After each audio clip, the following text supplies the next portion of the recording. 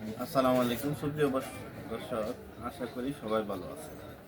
এখন প্রচণ্ড কুয়াশা,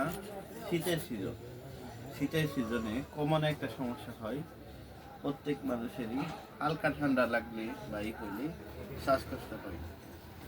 শ্বাসকষ্ট জিনিসটি কি, কোথায় থেকে হয়, কেন হয়, কিভাবে ছড়ায়? আমাদের ইনস্ট্যান্ট কিছুদিন আগে, একটু আগে আসেন ভাইয়া, কিছুদিন আগে আমাদের এই বিশ্বে একটা মহামারী রোগ ছড়িয়ে গেছে, করোনা একটা সংক্রামিত ব্যাধি ছিল। এটা একটা লাং ডিজিজ ছিল।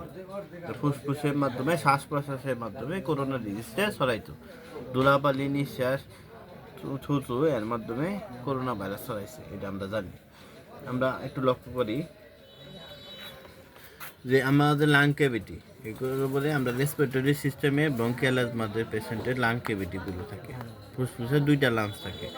একটি সুস্থ মানুষের ভিতরে দুইটা লাংস থাকে। দুইটা লাংসের মধ্যে যে ছোটো অংশগুলো আছে, লাংসের ভিতরে যে অংশগুলো থাকে, এগুলো আমরা বলি অ্যালভিউলি এরকম থাকে। অ্যালভিউলির মাঝখানে, এই অংশগুলোর মাঝখানে বাতাস ঢোকার পরে সংকুচিত হয়।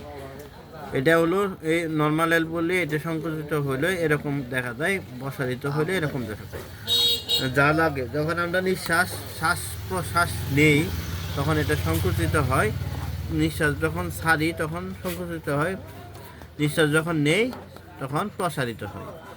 আবার আসি, কি হলো, আমরা সহজভাবে আমি বলি যে লাঞ্চটা, এটা হলো নিঃশ্বাসটা আমরা নাক দিয়ে নিলাম, নাকটা নেওয়ার পরে নিঃশ্বাসটা লাঞ্চে ঢোকার পরে অ্যালভিউলি, দুই পাশের দুইটা লাঞ্চের ক্ষুদ্র ক্ষুদ্র অংশকে আমরা অ্যালভিউলি বলতেছি। অ্যালভিউলির মাঝখানে এই শ্বাস প্রশ্বাসগুলো ঢুকতেছে, বার হইতেছে। সংকুচিত হইলে আমরা বাইর করি, প্রসারিত হইলে আমরা শ্বাসটা ঢুকাই। এই শ্বাস ঢুকানো বা বাইর করা, এই প্রসিডিউরকে আমরা মেডিকেলের ভাষায় বলি রেসপিরেটরি সিস্টেম। রেসপিরেটরি সিস্টেমের মধ্যে প্রথম পার্ট হলো নাক, গলা, ট্রাকিয়া, এগুলো অনেকগুলো অর্গান আছে। এগুলো আলোচনা করতে গেলে অনেক ডিপ আলোচনা হয়ে যাব। শর্ট কথায় বলি, যদি আমরা প্রথম ক্যাভিটি হলো নোজাল ক্যাভিটি, যেটা আমরা ভাষায় অন্য নাম আছে, কিন্তু নেজাল ক্যাভিটি যদি সুস্থ না থাকে, নাক যদি সুস্থ না থাকে, তাহলে আমরা কখনোই সুস্থ নিঃশ্বাস নিতে পারবো না।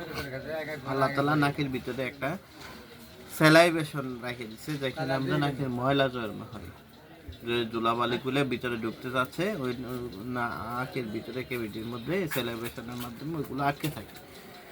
যারা আমরা ধুলাবালি কাজ করি, কুয়াশার একটা আবহাওয়া, যার মাঝখানে কি জলীয় বাষ্পের পরিমাণ বেশি থাকে, কুয়াশা থাকার কারণে জলীয় বাষ্পে আর্দ্রতা বেশি হয়। তাহলে কি শ্বাসকষ্টের জন্য কি রোগ হয়, শ্বাসকষ্ট কেন হয় এটা বুঝলাম, কিভাবে হয়, কেন, কোন রোগের জন্য হইতেছে এটা বুঝলাম, কেন শ্বাসকষ্ট তৈরি হইতেছে আবার একটু সহজ করে বলি।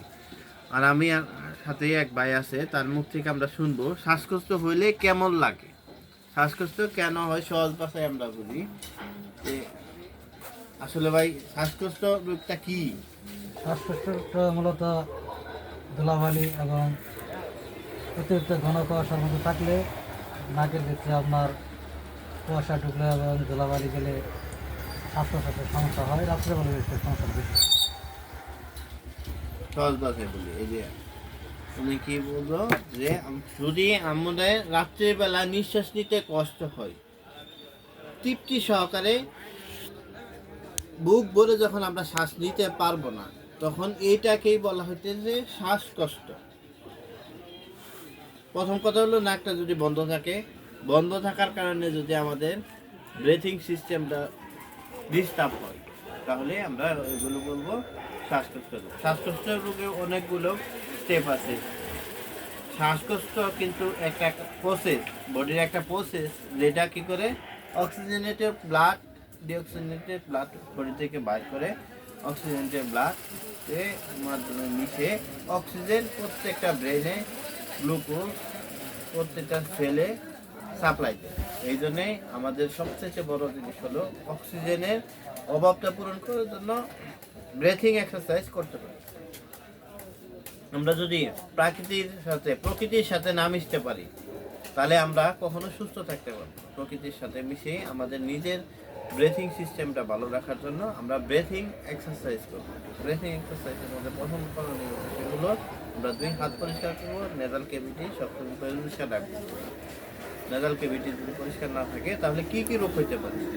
এটা নেজাল ক্যাভিটি পরিষ্কার না থাকলে শ্বাসকষ্ট হইতে পারে, চেস্ট পেন হইতে পারে, ডিসপেপসিয়া হইতে পারে, কাশ হইতে পারে, নিউমোনিয়া হইতে পারে, নিউমোথোরাক্স হইতে পারে, ক্রনিক ব্রঙ্কাইটিস হইতে পারে, ব্রঙ্কিয়াল অ্যাজমা হইতে পারে, লাং এম্পুলোমা হইতে পারে। আরো অনেক জটিল এবং কঠিন রোগ হইতে পারে, পালমোনারি হাইপারটেনশনও হইতে পারে। যদি লাংস এবং হার্ট দুইটা একই রিজনে থাকে, যদি আমরা লাংস ভালো না রাখতে পারি, হার্টের সমস্যাও হইতে পারে। এই জন্য সুপ্রিয় দর্শক, আমরা একটু সচেতন থাকবো যে কিভাবে আমাদের জন্য শ্বাসকষ্টের রোগটা না হয়, এই দিকে আমরা লক্ষ্য রাখবো। ভালো থাকবো সবাই।